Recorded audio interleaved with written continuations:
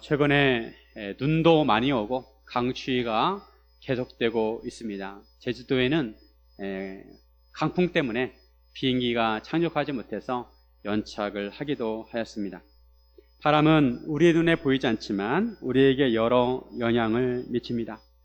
더운 여름날의 바람은 우리를 시원하게 하지만 추운 겨울의 바람은 우리의 옷을 여미게 합니다. 윤동주의 시는 언제 읽어도 순수하고 담백함을 느낄 수가 있습니다. 단순하고 간결하지만 깊이가 있고 생각을 하게 합니다.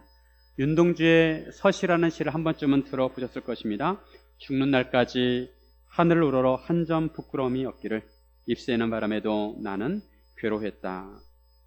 부끄러움이란 자신의 말과 행동과 삶에 대한 잘못과 죄를 깨닫는 반응입니다. 양심 있는 사람이라면 거짓말을 하거나 부도덕한 행동을 하거나 정직하지 못한 삶을 살았을 때 부끄러움을 느낍니다. 죽는 날까지 하늘을 우러러 한 점 부끄러움이 없는 삶은 아주 대단한 삶입니다. 그런 삶은 온전하고 완전한 삶입니다. 인간이라면 누구나 실수를 하고 죄를 짓게 되어 있습니다.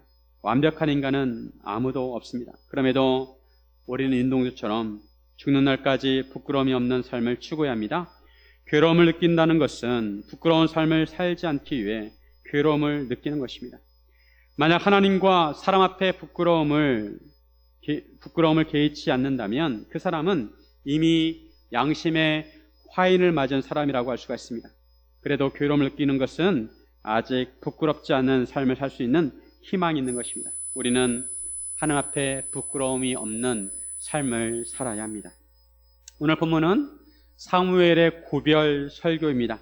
사무엘은 지금까지 사사로서 선지자로서 이스라엘의 지도자로 살아왔습니다. 그런데 이제 이스라엘의 새로운 왕이 세워지게 되었고 지난 시간에 살펴본 것처럼 새로운 왕 사울은 그를 중심으로 이스라엘을 압제하는 암몬 왕 나하스를 물리치게 되었습니다. 그래서 길갈에서 왕의 취임식을 했습니다. 새로운 시대가 도래하게 되었습니다. 이제는 사무엘은 이스라엘 백성을 이끄는 역할에서 내려와야 하고 사울에게 넘겨주어야 합니다. 우리가 사무엘의 고별 설교를 통해서 어떤 삶을 살아야 하는지 함께 나누기를 원합니다. 첫째, 자신을 돌아보는 삶을 살아야 합니다. 우리는 살면서 우리 자신의 삶을 돌아볼 줄 알아야 합니다. 등산을 하게 되면 중간중간에 쉬는 구간이 있습니다. 잠깐 쉬면서 물을 마시기도 하고 내가 그동안 올라왔던 능선을 바라보기도 합니다. 자기가 얼마나 올라왔는지 그리고 앞으로 얼마나 올라가야 하는지 자신의 위치를 확인합니다. 자기가 바른 길을 가고 있는지 정상은 어디인지 확인을 해야 합니다. 그래야 목표한 정상에 오를 수가 있습니다. 우리의 인생도 마찬가지입니다. 우리는 종종 우리 자신의 삶을 되돌아볼 줄 알아야 합니다. 그동안 자신이 어떻게 살아왔는지, 바른 길을 걸어왔는지, 잘못된 것은 없었는지 돌아볼 줄 알아야 합니다. 그래야 삶 전체의 방향을 점검하고 바른 방향으로 나아갈 수 있습니다. 사무엘은 백성들의 요구를 듣고 이스라엘 위에 왕을 세웠습니다. 지금까지는 사무엘이 이스라엘 백성을 주로 지도하였지만 이스라엘 백성이 왕을 요구하였기에 바통을 새로운 왕에게 넘겨주어야 했습니다. 사무엘은 이제 늙었고 머리가 휘어져서 기력이 약해지게 되었습니다. 인간은 누구나 유한한 인생을 살아갑니다. 다니던 직장에서 은퇴해야 하는 때가 있고 하던 일을 더 이상 할 수 없어서 내려놓아야 할 때가 있습니다. 오르막길이 있으면 내리막길이 있습니다. 사무엘도 그때가 되었습니다. 사무엘은 자신의 사역을 되돌아보면서 이스라엘 백성들에게 사무엘의 사역을 점검해 보라고 합니다. 이스라엘 백성들로 하여금 여호와 앞과 그의 기름 부음을 받은 자 앞에서 증언하라고 합니다. 법정에서 증언이 효력이 있으려면 두 사람의 증언이 필요합니다. 여호와 하나님 앞과 기름 부음 받은 자 앞에서 증언하라고 한 것입니다. 여호와 하나님 앞에 잘못한 것이 있으면 그것을 증언하라는 것입니다. 그리고 기름 부음을 받은 자, 즉 왕으로 하여금 조사를 내서 자신이 잘못한 것이 있으면 밝혀내라는 것입니다. 사무엘이 이렇게 말하는 것은 자신이 그만큼 결백하다는 것입니다. 사무엘은 5가지 질문을 통해 자신의 결백함을 말합니다. 내가 누구의 소를 빼앗았느냐? 내가 누구의 나귀를 빼앗았느냐? 누구를 속였느냐? 누구를 압제하였느냐? 내 눈을 흐리게 하는 뇌물을 받았느냐? 사무엘은 주로 빼앗았다는 단어를 사용하여 자신의 사역을 증언합니다. 사무엘이 이렇게 말하는 것은 그 전에 왕의 제도에 대해서 경고할 때 왕은 백성들의 것을 빼앗고 가져갈 것이라고 했습니다. 그에 비해 사무엘 자신은 하나님의 사역자로서 그런 일이 없다는 것입니다. 사무엘은 한편으로 이스라엘 백성이 서운했습니다. 사무엘이 이제 이스라엘 지도자직을 내려놓아야 하는데 그 원인이 사무엘이 잘못해서가 아닙니다. 백성들이 강력하게 왕을 요구했기 때문입니다. 사무엘은 신실하게 자기의 사역을 감당했습니다. 하늘을 우러러 한 점 부끄러움이 없도록 사역을 감당했습니다. 그럼에도 이스라엘 백성은 자신을 신뢰하지 아니하고, 자신이 섬기는 하나님을 신뢰하지 아니하고 다른 나라들처럼 왕을 요구했습니다. 사무엘은 이런 이스라엘 백성이 서운했습니다. 하지만 하나님께서 이스라엘 백성에게 왕의 제도를 허락하셨기에 따를 수밖에 없었습니다. 사무엘은 어렸을 때 엘리 제사장과 그 집을 하나님께서 심판하신다는 말씀을 들었습니다. 어렸을 때의 경험이 각인될 때가 있습니다. 어렸을 때 충격적인 일을 경험하거나 가르침은 평생 잊혀지지 않습니다. 사무엘은 평생 사역하는 동안 엘리 제사장의 일을 기억하였을 것입니다. 그리고 자기는 엘리처럼 하나님께 버림받는 삶을 살아서는 안 되겠다 다짐하고 항상 하나님 앞에 신실하게 사역을 감당하려고 했을 것입니다. 그래서 그랬는지 사무엘은 청렴결박하게 살았습니다. 자기의 사익을 위해서 자기의 직분을 이용하지 않았고 백성들의 소유를 빼앗지 않았습니다. 이스라엘 백성들도 이것을 증언하였습니다. 사무엘이 속이거나 압제하거나 빼앗은 일은 없다고 인정했습니다. 사무엘은 자신의 삶에 대해서 여호와 하나님 앞에, 그리고 왕 앞에, 그리고 이스라엘 백성 앞에 증언받기를 원했습니다. 장관이나 국가의 중요한 자리를 맡은 사람은 국회의 청문회를 통과해야 합니다. 청문회에서 그 사람이 요직을 맡을 수 있는 자격이 되는지 검증을 하게 됩니다. 아주 철저하게 합니다. 평소에는 잘 포장되어서 잘 보이지 않던 것들이 청문회를 통해서 낱낱이 드러나게 되고 때로는 수치심을 느낄 정도로 파헤치기도 합니다. 그 사람의 삶을 철저하게 검증합니다. 저도 청문회를 하는 모습들을 가끔 본 적이 있는데 국회의원들이 주로 호통을 칩니다. 당신이 이러고도 그 자리를 감당할 수 있는가 따집니다. 그런 모습을 보면서 내가 만약 저런 청문회에 나가면 어떨까 생각을 해봤는데 생각만 해도 끔찍한 것 같습니다. 그런데 우리가 기억해야 할 것은 사무엘이 여호와 하나님과 사람들 앞에서 증언을 받은 것처럼 우리 자신도 언젠가는 하나님과 사람들 앞에서 증언을 받아야 한다는 것입니다. 우리의 삶을 점검받아야 합니다. 우리가 지금까지 살아오면서 했던 말들, 우리의 생각들, 우리의 마음들, 우리의 행동 하나하나가 다 하나님 앞에 점검받게 될 것입니다. 만약 하나님께서 그때 우리의 삶을 인정하신다면 그것처럼 기쁜 일이 없을 것입니다. 그처럼 보람있는 인생이 없을 것입니다. 예수님께서는 몇몇 사람을 칭찬하신 적이 있습니다. 예수님은 세례 요한을 인정하셨습니다. 여자가 낳은 자 중에 요한보다 큰 자가 없도다 라고 했습니다. 한 백부장이 자기의 하인이 병들어 죽게 되었을 때 예수님께 고쳐달라고 부탁을 했습니다. 그때 예수님께서 가셔가지고 고쳐주려고 하셨는데 백부장은 예수님이 오시는 것을 말리면서 직접 오시지 않으셔도 됩니다. 예수님 말씀만 하세요. 말씀만 하시면 병이 나을 줄로 믿습니다.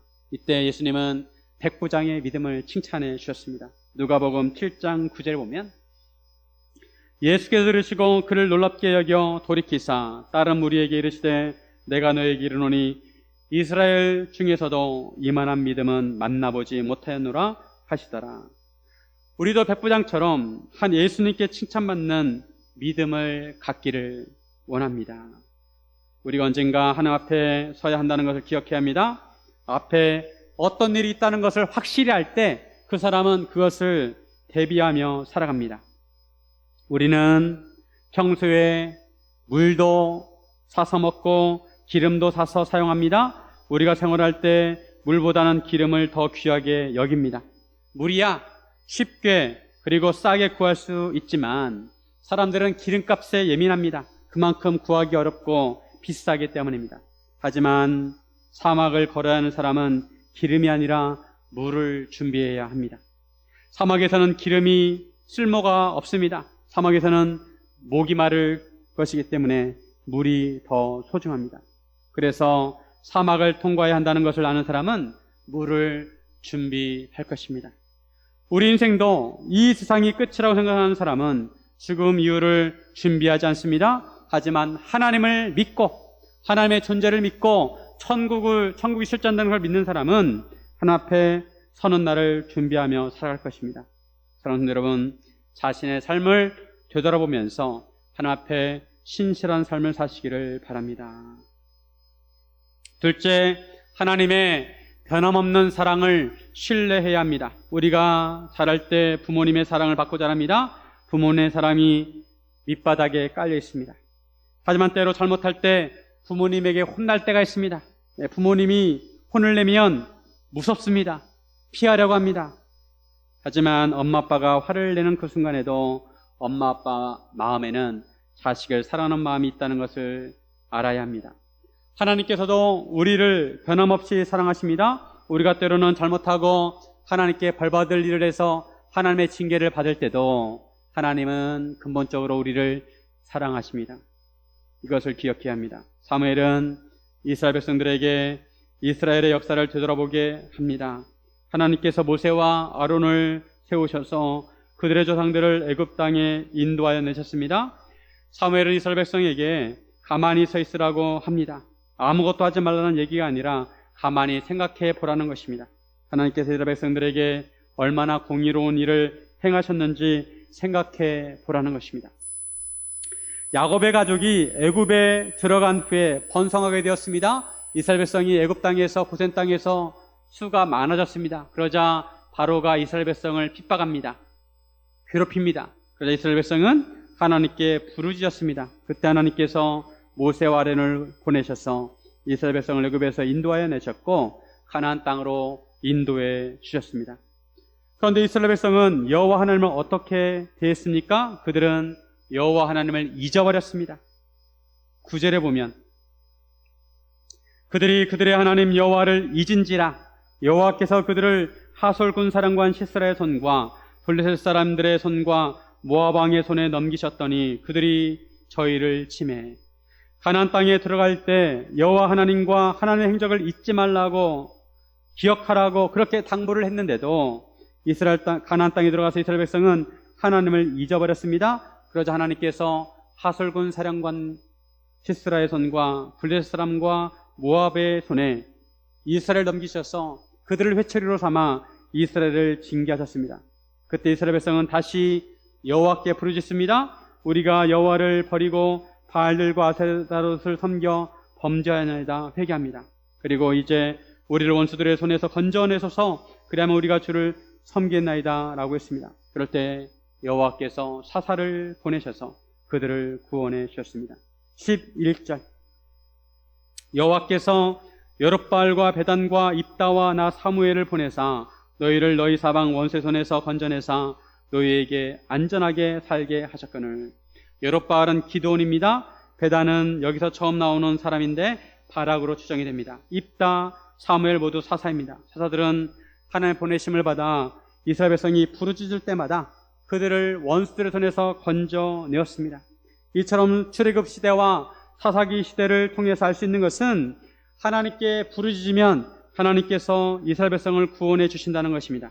하나님께서 이스라엘 백성의 부르짖음을 외면하지 않으십니다. 하나님께서 이스라엘 백성을 사랑하시고 기뻐하신다는 것입니다. 그러면 이스라엘 백성은 이러한 역사적 경험을 통해서 깨달아야 합니다. 우리가 어려운 일을 만날 때 하나님께 기도하면 하나님께 부르짖으면 하나님께서 우리를 구해 주시는구나. 시내산에서 언약을 맺은 것처럼 하나님께서 우리의 하나님이시기에 우리가 부르짖으면 하나님께서 우리를 구원해 주시는 것을 깨달아야 했습니다. 그런데 이번에 암몬 자손의 왕 나하스가 치러 올라왔을 때 이스라엘 백성은 더 이상 하나님 여호와께 부르짖지 아니하고 왕을 요구합니다. 12절에 보면 너희가 암몬 자손의 왕 나하스가 너희를 치러 옴을 보고 너희의 하나님 여호와께서는 너희의 왕이 되심에도 불구하고 너희가 내게 이르기를 아니라 우리를 다스릴 왕이 있어야 하겠다 하였도다. 이것은 무언가 하나님 백성으로서 잘못되었다는 것입니다. 여호와 하나님께서 당연히 이스라엘 백성의 왕이 되심에도 이스라엘 백성은 하나님께 부르짖는 것이 아니라 위기의 상황에서 인간 왕을 요구했습니다. 사무엘은 이스라엘 백성이 왕의 제도를 요구하는 것이 근본적으로 하나님을 회포하는 것이기에 잘못되었다고 생각했습니다. 엄연히 하나님께서 계시는데 하나님을 찾지 아니하고 인간 왕을 찾는 것은 하나님 백성으로서 올바르지 않은 태도라는 것입니다. 지금까지 하나님께서는 이스라엘 왕으로서 하나님께서 세우시고 선택하신 자들을 통해서 이스라엘을 다스리셨습니다. 모세와 아론을 세우시고 여호수아를 세우시고 사사와 사무엘을 세우셔서 이스라엘을 다스려 오셨습니다. 그런데 이스라엘 백성은 이런 하나님의 통치 방식을 원하지 않았습니다. 다른 나라들처럼 우리에게도 왕을 세워달라고 요구했습니다. 하나님께서 세우신 사람들을 통해서 다스리실 때는 주로 하나님은 말씀으로 다스리셨습니다. 하나님께서 그들에게 말씀을 주시면 그들은 그 말씀을 백성들에게 전달하고 그러면 백성들은 그 말씀에 순종하는 삶을 살았습니다. 이런 통치 방식은 백성 한 사람 한 사람이 하나님의 말씀을 믿고 반응해야 합니다. 그런데 왕의 제도는 하나님께 백성들이 직접 묻지 않고 인간 왕의 말에 따르면 됩니다. 하나님과 이스라엘 백성 사이에 왕이 위치하게 되었습니다. 그러면 이스라엘 백성은 직접 하나님의 말씀을 받지 않아도 됩니다. 이스라엘 백성은 제비뽑기를 통해 그들의 손으로 세운 왕의 말을 따르면 됩니다. 인간 왕을 통한 통치 방식은 하나님의 직접적인 통치 방식에서 한 단계 후퇴하는 것입니다. 그래서 하나님께서 이스라엘 백성이 하나님을 버렸다고 하셨습니다. 그럼에도 하나님은 이스라엘 백성의 요구를 들어주셔서 왕을 세워주셨습니다. 사무엘이 있는 상황에서 왕의 제도를 되돌릴 수 없다는 것을 알았습니다. 앞으로 왕의 시대가 될 것입니다. 다만 사무엘은 그럼에도 이스라엘 백성이 여호와를 경외하고 목소리를 듣고 순종해야 한다는 것을 강조했습니다. 이것은 하나님의 백성으로서 가장 기본적인 태도입니다. 만약 여호와의 목소리를 듣지 아니하면 여호와의 손이 조상들을 치신 것처럼 너희들도 칠 거라고 했습니다. 그러면서 사무엘은 여호와의 큰 일을 보라고 하였습니다. 그 당시는 밀베는 때였습니다. 밀베는 때는 비가 오지 않는, 잘 오지 않는 건기였습니다. 이때 사무엘은 간구합니다. 여호와께 우레와 비를 내려달라고 간구했습니다.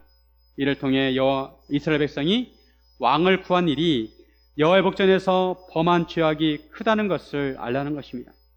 사무엘의 간구대로 맑은 하늘에 번개가 치고 비가 내렸습니다. 그러자 모든 백성이 여호와 사무엘을 크게 두려워했습니다. 이처럼 것은 이스라엘 백성이 더 이상 엇나가지 않고 여호와께 순종해야 한다는 것을 가슴 깊이 깨닫도록 한 것입니다. 하나님으로부터 더 이상 멀어지지 말라는 것입니다. 이스라엘 백성은 사무엘에게 자기들을 위하여 기도해서 죽지 않게 해달라고 하였습니다. 그러면서 우리의 모든 죄에 왕을 구하는 악을 더했다고 고백을 했습니다. 그때 사무엘이 이스라엘 백성에게 아주 중요한 말을 합니다. 20절 말씀 우리 같이 한번 읽겠습니다. 시작. 사무엘이 백성에게 이르되 두려워하지 말라. 너희가 과연 이 모든 악을 행하였으나 여호와를 따르는 데에서 돌아서지 말고 오직 너희의 마음을 다하여 여호와를 섬기라. 시대적 변화로 인해 인간왕을 세우기는 하였지만 그리고 그것이 하나님의 백성으로서 달가운 행동은 아니지만 그럼에도 두려워하지 말고 여호와를 잘 섬겨야 한다는 것입니다. 여호와 하나님으로부터 멀어지지 말고 오직 마음을 다해서 하나님을 섬기라는 것입니다. 왜냐하면 여호와 하나님은 여전히 이스라엘 백성의 하나님이시고 그들을 사랑하시고 기뻐하시기 때문입니다. 그들이 여호와를 멀리하지 않고 헛된 것을 따르지 않으면 하나님은 여전히 그들을 사랑하시고 기뻐하신다는 것입니다. 22절. 여호와께서는 너희를 자기 백성으로 삼으신 것을 기뻐하셨으므로 여호와께서는 그의 크신 이름을 위해서라도 자기 백성을 버리지 아니하실 것이요. 하나님은 이스라엘과 언약을 맺었기 때문에 여전히 그들을 자기 백성으로 기뻐하신다는 것입니다. 가끔 카톡의 대문 사진을 보면 권사님들과 집사님들의 카톡 대문 사진은 대부분 손주들의 사진으로 도배되어 있습니다. 핏줄이란 것이 참 희한하게 자식은 미운데 손주들은 그렇게 이쁠 수 없다고 합니다. 그 밑바탕에 사랑이 깔려 있다는 것입니다. 손주를 바라보는 할아버지 할머니 눈에는 사랑이 가득 차 있습니다. 하나님께서도 이처럼 우리를 사랑하십니다. 우리가 때로 하나님께 혼날 짓을 하더라도 하나님께서는 우리 하나님 아버지시기에 우리를 변함없이 사랑하시고 기뻐하십니다. 그래서 우리는 무슨 일이 있더라도 비록 하나님께 혼날 일이 있어도 하나님을 떠나서는 안 되고 하나님께 더욱 붙어 있어야 합니다. 잘못한 것이 있으면 회개하고 우리의 마음을 다하여 하나님을 잘 섬겨야 합니다. 하나님의 변함없는 사랑을 믿어야 합니다. 사랑하는 여러분, 하나님의 변함없는 사랑을 믿으시기를 주님의 이름으로 축원드립니다.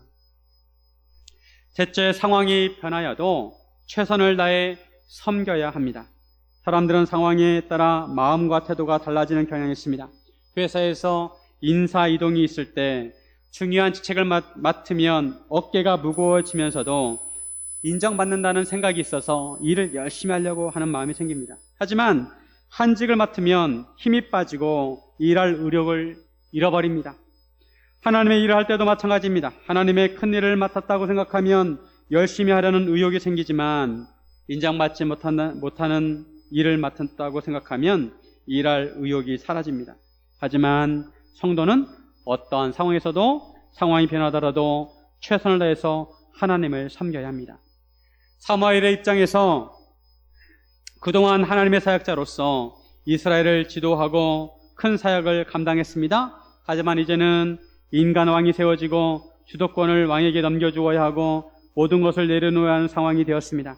사무엘 개인의 입장에서 서운하고 섭섭할 수 있습니다. 자신이 초라하게 느껴지고 위축될 수 있습니다. 인간은 감정을 가지고 있기 때문에 조금만 섭섭한 대접을 받아도 별의별 생각을 다 합니다.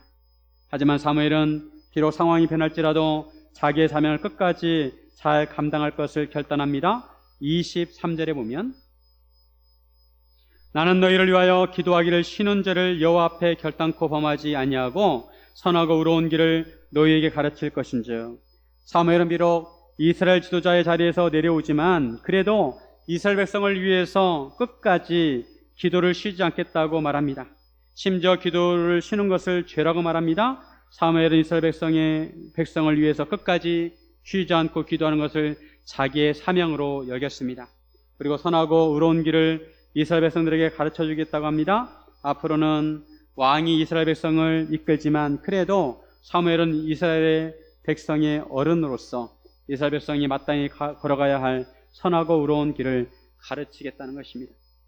국가가 어려운 일을 당할 때 가끔 원로들이 하는 말이 힘이 될 때가 있습니다. 현장에서 발로 뛰는 사람도 있지만 뒤에서 그들을 격려하고 통찰력 있는 말로 조언을 해주는 원로들이 있습니다. 사무엘은 이스라엘을 원로로서 이스라엘 백성이 바른 길로 갈 수 있게 하겠다는 것입니다. 사무엘이 지도자의 자리를 내려오면서도 여전히 이스라엘 백성을 위해 쉬지 않고 기도하고 선하고 의로운 길을 가르치려는 것은 사무엘이 여호와 하나님을 경외하기 때문입니다. 사무엘은 여호와 하나님을 경외했습니다. 그러기에 중요한 것은 하나님이시고 하나님 나라였습니다. 자기 자신은 둘째였습니다. 비록 자신에게 섭섭한 일이 있어도 하나님을 경외하기에 자기의 사명을 잊지 않고 끝까지 감당하겠다는 것입니다. 하나님을 경외하지 않는 사람은 섭섭한 일을 당하면 하나님은 둘째치고 자기 자존심이 먼저입니다. 하나님의 사명을 끝까지 감당하기보다 자기 자존심을 지키는 것을 우선으로 삼습니다. 하지만 하나님을 경외하는 사람은 생각과 행동의 기준이 하나님입니다. 사무엘은 하나님을 중심으로 생각하고 행동했습니다. 그러기에 자신이 비록 내려와도 여전히 이스라엘을 위해서 기도하고 그들에게 선하고 의로운 길을 가르치겠다고 한 것입니다. 하나님을 진정으로 믿는 사람은 하나님을 경외하는 사람입니다. 항상 하나님을 생각합니다. 하나님은 어떻게 생각하실까? 하나님의 뜻은 무엇일까? 하나님께서 기뻐하시는 대로 생각하고 행합니다. 하나님을 경외하는 것이 하나님 믿는 사람의 기본 자세입니다. 우리는 항상 우리 자신을 살펴야 합니다. 나는 하나님을 경외하고 있는가? 나는 하나님을 두려워하고 있는가? 하나님을 항상 경외해야 합니다. 항상 하나님을 경외할 때 우리는 믿음의 생활에서 실패하지 아니하고 믿음의 길을 걸을 수가 있습니다. 사면은 스스로 하나님을 경외할 뿐만 아니라 이스라엘 백성에게도 하나님을 경외하라고 합니다. 24절 같이 한번 읽습니다. 24절 너희는 여호와께서 너희를 위하여 행하신 그 큰 일을 생각하여 오직 그를 경외하며 너희의 마음을 다하여 진실히 섬기라. 이스라엘의 성공 여부는 이스라엘 백성이 하나님을 경외하는 것입니다. 하나님께서 이스라엘을 구원하시기 위해 행하신 큰 일을 생각하고 하나님을 경외하고 마음을 다하여 진실되게 섬기면 하나님께서 그들을 돌보실 것이라는 것입니다. 그렇지 않고 하나님을 경외하지 않으면 그들은 하나님으로부터 멀어지고 결국 멸망하게 될 것이라는 것입니다. 25절에 보면 만일 너희가 여전히 악을 행하면 너희와 너희 왕이 다 멸망하리라. 사무엘이 아주 의미심장한 말을 했습니다. 이스라엘 백성이 하나님을 경외하지 않고 여전히 악을 행하면 이스라엘과 그들이 세운 왕이 다 멸망하게 된다는 것입니다. 이후 역사를 보면 사울의 행은 멀지 않아 하나님의 명령을 순종하지 않아서 하나님으로부터 버림을 받게 됩니다. 그런데 사울은 왕의 자리에서 내려올 상황에서 사무엘과 다르게 행동합니다. 사울은 하나님을 경외하지 않았기 때문입니다. 하나님을 경외하여 하나님의 뜻을 따르기보다는 자기 대신에 왕이 될 다윗을 죽이려고 쫓아다녔습니다. 자기 자리를 지키려고 했습니다. 그러다가 결국 전쟁터에서 비참한 죽음을 맞이하게 되었습니다. 하나님을 경외한다는 것은 하나님의 뜻을 존중하고 따르는 것입니다. 처음에 윤동주의 서시에 대해 말씀드렸는데 그 다음 구절은 이렇습니다.